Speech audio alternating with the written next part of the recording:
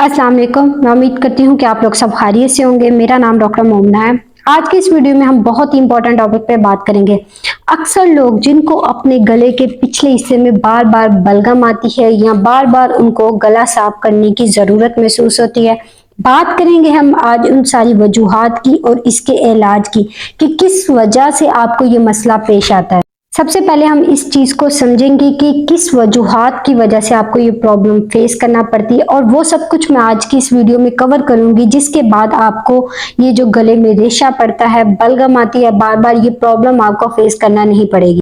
असल में जब आप एंटीबायोटिक इस्तेमाल करते हैं किसी इन्फेक्शन के लिए, खास तौर पे वायरल इन्फेक्शन के लिए, तो वो एंटीबायोटिक्स आपके इन्फेक्शन को खत्म करने के साथ साथ बहुत से साइड इफेक्ट की वजह बनती है। ये एंटीबायोटिक्स क्या करती हैं, आपकी बॉडी में मौजूद जो फ्रेंडली बैक्टीरिया होते हैं उनको खत्म कर देती है, और ये वजह बनता है आपके मुदाफती निज़ाम की कमजोरी की, यानी जो आपका इम्यून सिस्टम होता है वो वीक होना शुरू हो जाता है। और इन फ्रेंडली बैक्टीरिया के खत्म होने की वजह से आपकी बॉडी में फंगस की ग्रोथ बढ़ना शुरू हो जाती है। ये फ्रेंडली बैक्टीरिया जो पहले नेचुरली यानी कुदरती तौर पे कुदरती तरीके से हमारी बॉडी में फंगस की ग्रोथ को रोके हुए थे, अगर ये नेचुरली बैक्टीरिया जो कि माइक्रोब्स जो हमारी बॉडी के फ्रेंडली बैक्टीरिया होते हैं, ये किसी वजह से मर जाते हैं या एंटीबायोटिक के साइड इफेक्ट की वजह से ये बैक्टीरिया खत्म हो जाते हैं, तो ये फंगस आपकी पूरी बॉडी में फैलना शुरू हो जाता है। इसके साथ साथ ये साइनसिस की वजह बनती है। साइनसिस एक ऐसी मेडिकल कंडीशन है जिसकी वजह से आपकी जो नाक की कैविटीज होती है उनके अंदर सोजिश होना शुरू हो जाती है, यानी उनके अंदर इन्फ्लेमेशन होना शुरू हो जाती है, और ये सर दर्द, बहती हुई नाक या जो बंद नाक होती है उसकी वजह बनता है। आप एक छोटी सी वायरल इन्फेक्शन को खत्म करते करते एक बड़े मसले में फंस जाते हैं।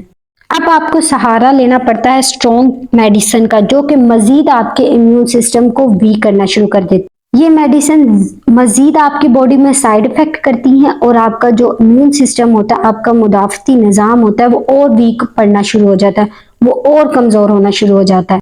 आज हम बात करेंगे एक एक करके डिटेल से कि कैसे आप गले में पड़ने वाली जो बलगम होती है उससे हमेशा के लिए छुटकारा पा सकते हैं।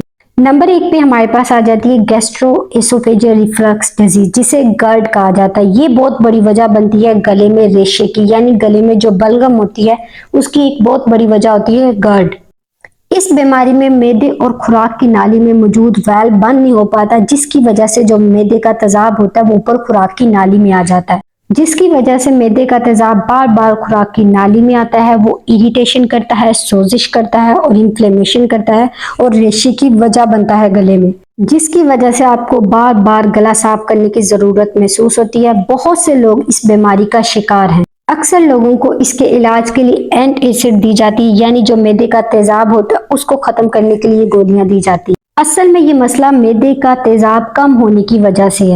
कम एसिड इस वैल्व को बंद ही नहीं कर पाता और वो जो तेजाब होता है वो ऊपर आपकी खुराक की नाली में चला जाता है। इसके ट्रीटमेंट के लिए आप बिटेन हाइड्रोक्लोराइड 3 से 4 कैप्सूल खाने से पहले ले सकते हैं, और साथ में आप एप्पल साइडर विनीगर भी ऐड कर सकते हैं। ये जो विनीगर होता है, जिसे सेब का सिरका कहा जाता है, ये आपका जो मैदा होता है उसकी पीएच को बैलेंस रखता है। आपके स्टमक में जो एसिड का लेवल होता है उसको नॉर्मलाइज करता है। आप एंडोस्कोपी जैसे महंगे ट्रीटमेंट की तरफ भी जा सकते हैं अगर आपको डिटेल से जानना है अपनी बॉडी के बारे में, लेकिन उससे पहले ये बहुत ही आसान और सस्ता सा तरीका है जो आप ट्राई कर सकते हैं गर्ड के लिए, और बहुत से लोगों को इससे फायदा भी होता है। एसिड रिफ्लक्स जैसी बीमारी का शिकार लोग अक्सर खाने के बाद गैस, पेट में ब्लॉटिंग और बदहजमी यानी इनडाइजेशन का शिकार होते हैं। दूसरी वजह की बात करेंगे तो पोस्ट नेजल ड्रिप एक वजह हो सकती है गले में रेशे की। पोस्ट नेजल ड्रिप एक ऐसी मेडिकल कंडीशन है जिसमें आपके नाक की जो कैविटीज होती है उसके पिछले हिस्से से गले के अंदर रेशा यानी बलगम टपकती रहती है, जो आपको खांसी करने पे मजबूर करता है। ये मोस्टली वायरल, बैक्टीरिया और फंगल इन्फेक्शन की वजह से ऐसा होता है। ये उन बायोफिल्म्स की वजह से होता है जो हमारे फ्रेंडली बैक्टीरिया ने एंटीबायोटिक से बचने के लिए बनाई हुई होती है। जो हमारे फ्रेंडली बैक्टीरिया होते हैं ये आपस में कॉलोनीज बनाकर रहते हैं, और इन्होंने आसपास अपने इर्द गिर्द एक डाल सी बनाई होती है। ये जो डाल होती है ये इन बैक्टीरिया को जिस्म में आने वाली जो एंटीबायोटिक होती है उसके साइड इफेक्ट से बचाती है। और अगर ये जो फ्रेंडली बैक्टीरिया होते हैं इस तरह से डाल ना बनाए तो इस तरह से आपकी जो एंटीबायोटिक्स होती है, आपकी बॉडी में जो असल जीरासिम होते हैं, असल बैक्टीरिया होते हैं, जो फ्रेंडली बैक्टीरिया होते हैं, उनके दरमियान फर्क नहीं कर पाएगी और इन सबको मार दे। एक और बहुत बड़ी वजह है कैल्सिफिकेशन। दांतों में जो डेंटल प्लैक बन जाता है, यानी दांतों के इर्द गिर्द जो टाटर जम जाता है। इसके अलावा आर्टरीज में प्लाक जमा होने की वजह से भी ये हो सकता है। इस बीमारी को अगर आप एंटीबायोटिक से ट्रीट करते हैं तो ये और मजीद बिगड़ जाता है।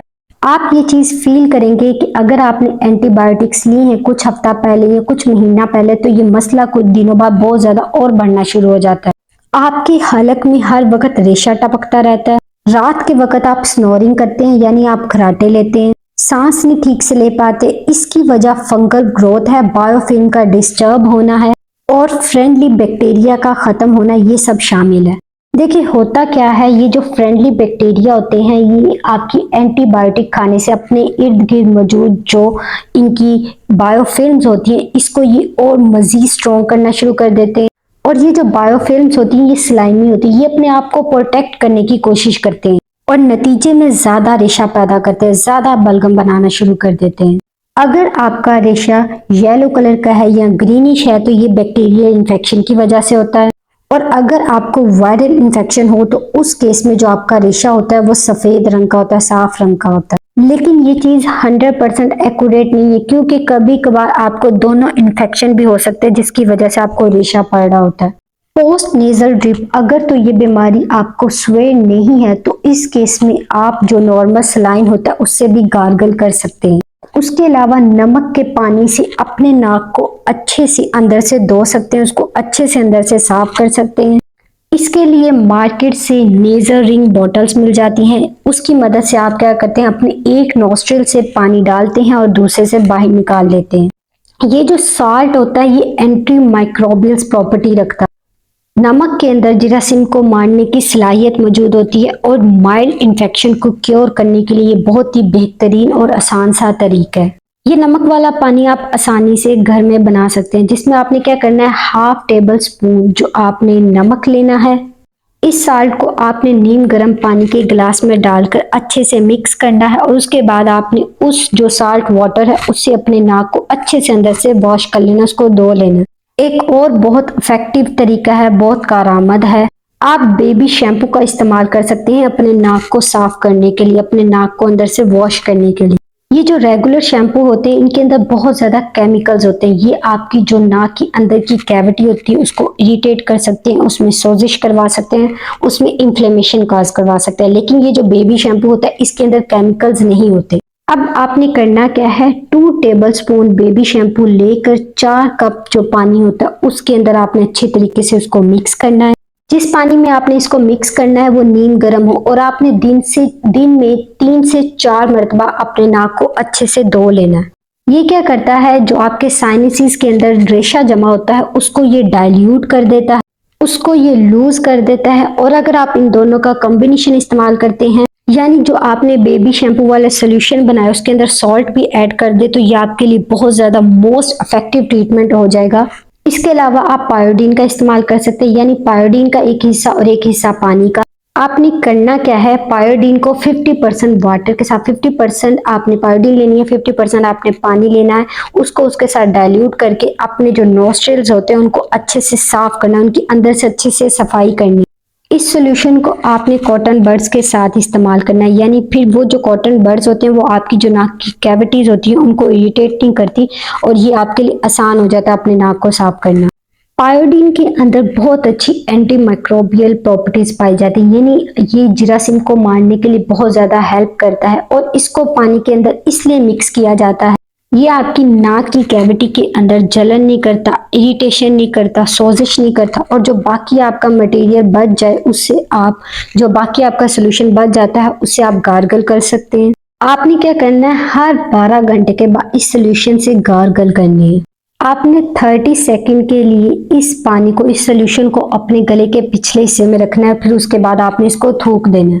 ये तरीका बहुत ज़्यादा इफेक्टिव है और 1-2 दफ़ा करने के बाद आप खुद को बहुत ज़्यादा बेहतर महसूस करेंगे, आपको बहुत ज़्यादा डिफरेंस नज़र आएगा। पोल्यूशन भी एक बहुत बड़ी वजह बनती है गले में बलगम की यानी गले में रेशे की। तो आपको इससे बचने के लिए अपने इम्यून सिस्टम को स्ट्रॉन्ग करना पड़ेगा। उसके लिए बेहतरीन तरीका है कि आप फास्टिंग करें, पर लॉन्ग फास्टिंग करें, यानी आप रोजा रखें और लंबा रोजा रखें, खुद को भूखा रखें। उसके अलावा ये कुछ लोगों में फूड एलर्जी की वजह से भी हो सकता है, और जो मोस्ट कॉमन फूड एलर्जी है वो है डेयरी प्रोडक्ट, यानी जिन लोगों को दूध, मलाई, लस्सी इनसे एलर्जी है वो इन चीज़ों से बचे, इन चीज़ों का परहेज करें।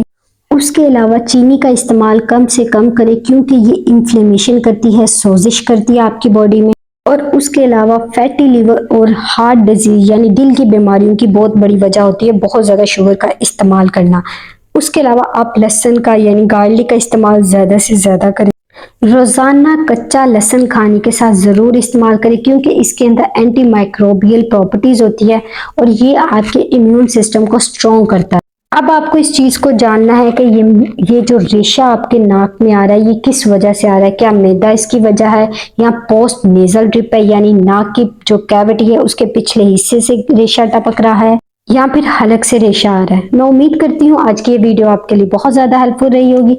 अगर आप चाहते हैं कि मैं इस तरह की और वीडियोस बनाऊँ तो आप मेरे चैनल को सब्सक्राइब करें, मेरी वीडियोस को लाइक करें। अगर आपका इस वीडियो से कोई भी क्वेश्चन है तो आप मुझसे कमेंट सेक्शन में पूछ सकते हैं। मिलते हैं नेक्स्ट वीडियो में, तब तक के लिए अल्लाह हाफिज़।